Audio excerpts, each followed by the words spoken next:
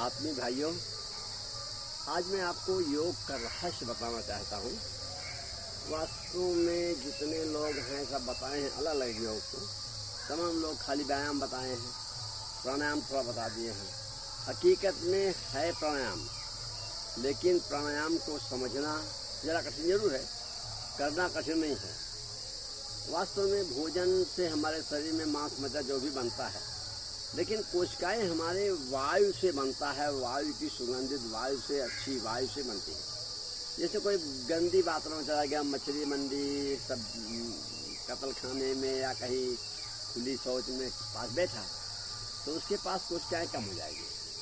फिर लोग कहेंगे इसको खून की कमी, डॉक्टर लोग कहेंगे खून कमी है, विषाणु ज़्यादा होंगे तो खून में गाढ़ा होगा। इसलिए हमारा सारा योग जो है वो डिपेंड करता है श्वासों पर।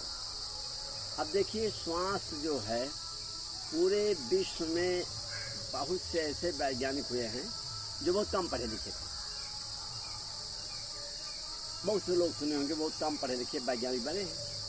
तो पढ़ाई का महत्व वैज्ञानिक शक्ति पर नहीं है, आध्यात्मिक योग शक्ति। जितने लोग तपस्या किए हैं, आप सोच लो, महावीर तपस्या किए और गौतम बुद्ध तपस्या किए, बहुत समय लगा। लेकिन योग में बहुत कम समय लगता है और योग करके बाद में भक्ति आ जाएगा। लेकिन भक्ति से योग नहीं आएगा, योग करके जल्दी में भक्ति आ जाएगा। अब जो 12 साल लगना हो 12 दिन लग सकता है योग में। 5 से 6 साल गौतम बुद्ध तपस्या किए, योग नहीं कर पाए, जानकारी नहीं थी, तो वो 5-6 महीने में हो सकता है योग में। लेकिन योग अर्थिला योग समझो। जितने भी महापुरुष हुए हैं, कवि लोग, कबीर, सूर, सूफी, जितने भी हुए हैं, सबने ये बताया है कि अंदर है शक्तियाँ, घट में है सूझे नहीं लानत, ऐसे जिन तुलसी ऐसे जीव को भयो मोतिया मन पायो जी मैंने राम रतन धन पायो। ये क्या चीज़ है? एक मशीन है अंदर में, उसका मायूस है। हमारी आत्मा है, वो मायूस से होते हैं, तो मायूस जो चलाता है वही आत्मा चलाती है। अब ये है कि हम कभी मुसीबत में हैं तो हमें प्रार्थना करना, मायूस सुनेगा, मायूस से हमारा आत्मा सेट कर देगा। लेकिन वास्तव में जब तक हम माइंड को ऊर्जावान नहीं बना पाएंगे, तब तक हमारा मायूस बढ़िया नहीं काम करेगा। इसलिए हमें मस्तिष्क को, जो मंदिर में लोग जाते हैं, मूर्ति जो देखते हैं, दर्शन करते हैं, मुर्दा का दर्शन करना एक ही बात है, उससे वास दोष अहंकार मिटता है। अगर हम योग द्वारा कुछ भी शक्ति अर्जित कर लें या भक्ति से अर्जित कर लें, अहंकार हो गया सब स्वाहा। इसलिए अहंकार से बचने के लिए हमारे ऋषियों ने एक विष्णु पुराण बनाया, जिसमें एक चैप्टर है कि न रात में मरे, न दिन में मरे, न ऊपर मरे, न नीचे मरे, न शस्त्र कटे, न अस्त्र कटे। ऐसे बताया गया है। हिरण्यकशिपु देखे, वास्तव में हमारा अहंकार हमेशा रहता है, उसी को कैसे खत्म हो उसके लिए बताया है कि चौखट, ये दोनों नाक चौखट है। संध्या के समय पेड़ पौधे ज़्यादा लेने की कोशिश करते हैं और ज़्यादा छोड़ते हैं।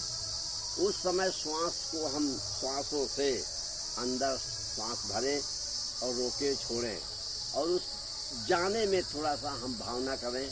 जो मंत्र हमने, अजपा मंत्र है, सोहम, शिवोहम, राम, ऐसे कुछ मंत्र हैं जो श्वासों के साथ ले जाते हैं। उन मंत्रों को लेंगे तो अहंकार स्वाहा, तब हम बढ़ेंगे, आगे बढ़ेंगे। अगर योग को समझ में आ गया तो हमें धन भी कमाना आसान हो जाएगा।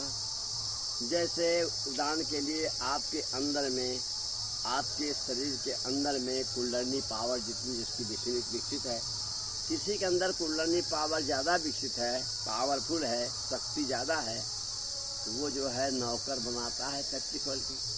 किसी में नौकर बनने की क्षमता है बस केवल, और किसी में नौकरी भी नहीं लग पाती है तो मजदूरी करता है। कुछ लोगों को मजदूरी भी नहीं मिलेगी, कुंडलिनी पावर इतना वीक है। तो इसलिए भैया, मेरे ख्याल से हमने प्रयोग करके देखा है, आप कुंडलिनी को जगाना है। अब देखिए, आपके शरीर में कुंडलिनी कहाँ है, जरा ये देखिए। ये देखिए पूरा रीढ़ की हड्डी के आखिरी छोर में ये देखिए यहाँ है कुंडली। और ये देखिए अक्षय धन, बेलपत्र, शिवलिंग, ये है कि 14 रत्न इसमें दिया ना। 14 रत्न, 14 रत्न कौन से, पहले इसको देखिए। 14 रत्न कौन है? श्री बड़ी रंभा बावड़ी अमी संग गजराज कल्पद्रुम सधेन धन धनवन। श्री पहले है। अगर ये जागृत हुआ, पावरफुल हुआ तो पहले धन ही आएगा। तो कहाँ रह गया महत्व पढ़ने का? लेकिन योग आज से पूरे उसमें क्लास में पढ़ा नहीं जाता है। केवल व्यायाम सिखाए जाते हैं, प्राणायाम थोड़ा सा। हकीकत में प्राणायाम हमें करना है। पहले लोग भाषाएं थी नहीं ज़्यादा। संस्कृत भाषा पूरे भारत में लिखी पढ़ी जाती थी, हिंदी नहीं थी। हिंदी 5-6 हज़ार वर्ष पहले चला होगा। तो पहले कागज नहीं था ज़्यादा, भोजपत्र और ये कागज लिखे जाते थे। तो बड़े डिटेल कैसे लिखे हो? मंत्रों में कर दिया, छोटे से मंत्रों में प्रार्थना कर दिया, छोटे से मंत्रों में सलाह बना दिया गया, बस केवल। अब आप ध्यान दीजिए, महामृत्युंजय मंत्र, महामृत्युंजय मंत्र जो है लोग ये उसका जाप करने कहते हैं। और सलाह देखिए क्या है? ओम त्र्यंबकम यजामहे, ओम माने आत्मा, त्र्यंबकम में 3 श्वासों उड़ा पीड़ा सुनना से हम श्वास लें। कैसी श्वास लें? सुगंधिम पुष्टिवर्धनम, पुष्टिकारक सुगंधित वायु, सुगंधिम पुष्टिवर्धनम, पुष्टि बहाने वाला सुगंधित वायु को 3 श्वासों से ले। दाहिना इड़ा पीड़ा सुनना। तो क्या होगा? उर्वा रिक्नु बंधनाथ, खरबूजा का पकने पर ढेपी अपने आप टूटता है। ऐसे बंधन हमारा अपने आप मिट जाएगा। और मृत्यु मिक्षी मामृतात, मृत्यु का भय खत्म, अमरता को चलेंगे। कितना सरल अर्थ है। अब इसको उन्होंने छोटे से मंत्र में दे दिया। क्यों? भाषा थी नहीं ज़्यादा, कागज कापी थी नहीं ज़्यादा, थोड़े में लिख दिया है। शिवलिंग की पूजा ये लिखा गया है, मंदिरों में शिवलिंग बना दिया गया है और उस पर सर्प बना दिया गया, वही सुषमा नाड़ी सर्प हो गया। अब हम इसको विकसित करने के लिए वो डिटेल मंदिर थोड़ी बताया जाएगा। पहले जमाने में था ही नहीं काम किया ज़्यादा, इसलिए हम आज उसको समझ लें। हमारे अंदर 7 लिंग हैं, 7 में एक शिवलिंग। इसमें 14 प्रकार के योग्यताएं हैं। श्री मरिरंभा बावड़ी अमी संग गजराज, गजराज 7वें नंबर पर है। तो गणेश ने 7वें नंबर तक विकसित किया। तो उनको समझने के लिए हाथी का, गजराज का से लगा दिया। हकीकत में थोड़ी था उनका, लेकिन ये समझने के लिए हम ना समझो तो नारी है। इसलिए जो है हकीकत में श्री मरिरंभा बावड़ी अमी संग गजराज कल्पद्रुम ससुधेन धन धनवंतर विश्वारी। धनवंतर में 22 बन जाएगा। वो विष भी निकलेगा। कैसे? जब आदमी साधना करेगा तो उसका स्वभाव बदलेगा। तो लोग बाग विष जहर बोलेंगे, उस विष को हम सहन कर लें, गले से नीचे न उतारें, अर्थात नो माइंड करें। कोई कहता होगा हमें अपना करना है। तो इस प्रकार से 14 प्रकार की योग्यताएं हैं। अब बताओ तो उसके अंदर समुद्र में ऐसा थोड़ी निकल सकता है। धनवंतर वैद्य या जितना बताया गया समुद्र से नहीं निकलेगा। न समुद्र का बड़ा, समुद्र का मंथन होगा। आपके रीढ़ की हड्डी के आखिरी छोर में ये देखिए, वहाँ वो पानी है, ये यहाँ पानी है वो, और वो शिवलिंग है, मद्राचल पहाड़, इसी को यूँ निकला हुआ सुषमा नाड़ी, ये जो है इसी को हम गर्म करते हैं। अब बहुत से लोगों ने ये बताया है कि हम इसको उल्टा कर दें, इसकी पानी ऊपर निकलेगा। अब वो ब्रह्मांड के भजन में लिखा गया है कि मूल बंद से खींचता मन को उल्टा पंथ चलाता है, नाभि पंकज दल में जाई नागिन जाए जगाता है, मेरुदंड की सीढ़ी बनाकर शून्य कर चढ़ जाता है, नशमंडल से अमृत सब कर पीकर प्यास बुझाता है, निरंजन मन में साधु अकेला रहता है। अब आप समझो, इस पानी को ऊपर ले आना कठिन है, लेकिन इसको हम उल्टा कर दें और एड़ी से मारे पूरादार को, जल्दी विशुद्ध हो जाएगा, गर्म हो जाएगा। अगर किसी ने इसको सुखवाया था, लेकिन वो 7 समुद्र थोड़ी सुखवा देगा कोई ऋषि। तो इसलिए समझने के लिए ये है मेरे प्यारे भाइयों, थोड़ा योग समझो। पत्रम पुष्पम धूपम दीपम फलम तोयम यो में भक्ता प्रेक्षति। पत्र धूप दीप जो मंदिर में है वो ये माने पानी, इसलिए लोग समुद्र के बीच में भी जाके साधना किए थे। कुछ कृष्ण भगवान भी और विवेकानंद भी, उनका समुद्र में ये बना हुआ था टापू पे। समुद्र का पानी उभाव बन के उड़ता है तो उसमें ऊर्जा मिलती है मनुष्य को, इसलिए मंदिरों में कलश रखा जाता है, आरती में पानी एवं डाला जाता है। पानी का प्रयोग आवश्यक है। आज के वैज्ञानिक युग में अगर कोई जल्दी करना चाहे तो अपने कमरे में प्लास्टर न करावे, छोटा से 8x8 कमरे में, 6x6 कमरे में दीवार को भिगो दे हल्दी के पानी से। अब अगर हल्दी का पानी हो बहुत अच्छा बात है। अगर आप हल्दी का पानी से जलनेती कर दिया, मस्तिष्क धोने का काम, तो बहुत बेस्ट होगा। आप हफ्ते में क्या कीजिए, देखिए मैं ला रखा हूँ, मैं हफ्ते में क्या कीजिए, देखिए ये पानी है, अब इसमें जरा सा ये है, इसमें 2 बूंद सरसों का तेल डाल दो ऐसे। अब ये सरसों तेल डाल दिया, अब जरा सा सेंधा नमक डाल दो इसमें, देखो सेंधा नमक जरा सा डाल दिया ये लेके।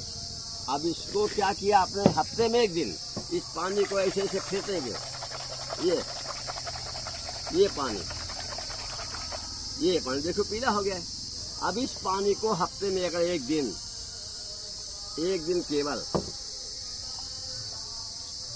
केवल हफ्ते में पानी लेके, ये पानी देखिए पीला पे दिया ना, इस पानी को हफ्ते में सप्ताह में 1 दिन लेके, ये एक नाक से डाला, ये आपका देखिए इधर, ये एक नाक से डाला दूसरे से निकलेगा।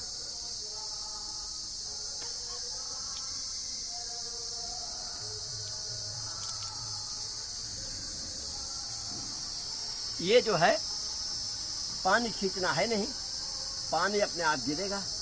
हफ्ते में 1 दिन इस पानी को, अरे जरा 2 चुटकी नमक, 1 चुटकी और सरसों तेल फेंट दिया, औषधि बन गया। ये जो है, अगर हल्दी कपड़ा हो, जैसे हल्दी है, ये हल्दी कपड़े पर अगर आप प्राणायाम बैठ करते हैं, हल्दी रंगा हुआ, 3-4 दिन रंग लो हल्दी के। और कपूर ले लो, कपूर का 1 टुकड़ा लाए नहीं अभी, कपूर का टुकड़ा ले लिया, फूल ले लिया, उससे अगर प्रणाम करते हो इसकी आज जरूरत नहीं पड़ेगी। अगर इसे भी कर लो, कपूर के वो भी ले लो, बहुत जल्दी सिद्धि होगी। जो सालों लगना है वो 3 महीने में हो जाएगी। अगर 3 महीने के अंदर ये 3 ग्रंथियां विकसित होती हैं, ये जो है ना, ये तीनों ग्रंथियां देखिए, वहाँ पे वैष्णव में 3 पिंड बने हैं, 1, 2, 3। ये है वैज्ञानिक शक्ति, कविता बनाना, शास्त्रों ज्ञान, और ये हो गया अकाल मृत्यु न होना, रवि रोग न होना। अब ये 3 ग्रंथियां हैं। हनुमान जी ने बचपन में ये रवि वाला, सूर्य वाला, सूर्य चक्र वाला ये केंद्र विकसित किया था। बहुत आसान है बचपन में, बड़े होने में कठिन थोड़ा सा है। और बचपन में ये तीनों ग्रंथियां बहुत आसान से विकसित होती हैं। अगर 6-7 साल शिक्षा हो, बच्चा थोड़ा जानते हो, माँ बाप थोड़ा एक्टिव हो, सिखा सकते हैं उसको। अभी वो कौन सी वो थी एक महिला जो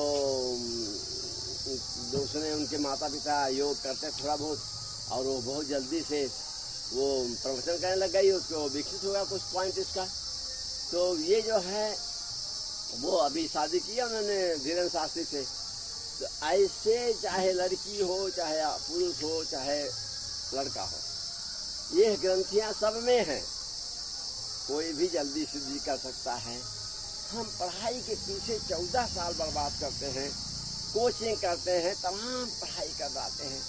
मैंने देखा कई लोग जो है PhD करके भी बैठे रहे, बेचारे नहीं पाए, उनका लोग के बारे में नहीं हुआ सिलेक्शन। बहुत से लोग BSc तमाम वो, हमने देखा कुछ MBBS करके लोग प्रचार करते हैं अपने यहाँ डॉक्टरी का, नहीं हो पाता पैसा, और कुछ बहुत कमाते हैं। ये कुंडली जिसकी बढ़िया विकसित हो जाएगी, वो चाहे जिस विभाग में रहेगा वही कमाएगा। प्यारे भाइयों, अगर विद्यालयों में 1-2 विषय के अंदर में फूल बगीचा लग जाए, और वहाँ पर 1 बार 10 मिनट डेली अगर बच्चों से ये जलनेती करा दिया जाए, हफ्ते में 1 दिन या 2 दिन, और प्राणायाम करा दिया जाए, वहाँ फूल धूप दीप हल्दी व्यवस्था बना दिया जाए, तो बच्चे बहुत ब्रिलियंट होंगे और उनको नौकरी खोजना नहीं पड़ेगा। नौकरी देने वाला बनेगा वो गलत पैसा नहीं कमाएगा जिसको योग द्वारा विकसित करेगा। संसार में एक तो स्वास्थ्य पर खर्च कम हो जाएगा, दूसरे लड़ाइयाँ झगड़ा कभी हो नहीं सकता है अगर कोई योगी बन जाए तो। इसलिए मेरे प्यारे भाइयों, इसको किसी मिनिस्टर तक, स्वास्थ्य विभाग, शिक्षा विभाग तक पहुंचाया जाए कि हर विद्यालय में आदेश करना है, प्राइवेट विद्यालयों में आदेश करना है तो वो जो है 2 विषय में सबके पास फील्ड रहती है, 2 विषय बना लें, फूल बगीचा, और वहाँ पर हफ्ते में 1 दिन जलनेती करा दें सारे बच्चों को और योग सिखा दें, प्राणायाम सिखा दें, तो उनके हैबिट में आ जाएगी दिन प्रतिदिन के हिसाब में। वो बच्चा ब्रिलियंट होगा, बिना पढ़े, कम पढ़े में भी वैज्ञानिक बन सकता है। हमने बहुत वैज्ञानिकों को देखा जो बहुत कम पढ़े हैं, पढ़ नहीं पाए हैं और कई बार प्रयोग किए हैं तब जाकर सफलता मिली है। तो मेरे प्यारे भाइयों, अगर इस हमारी चर्चा को, विचार को अगर आप सरकार तक पहुंचा दें कि हर विद्यालय में ये प्रयोग कराया जाए इस तरफ से, तो विद्यालय के बच्चे बहुत ब्रिलियंट होंगे और आपको महापुण्य रहेगा। धन्यवाद।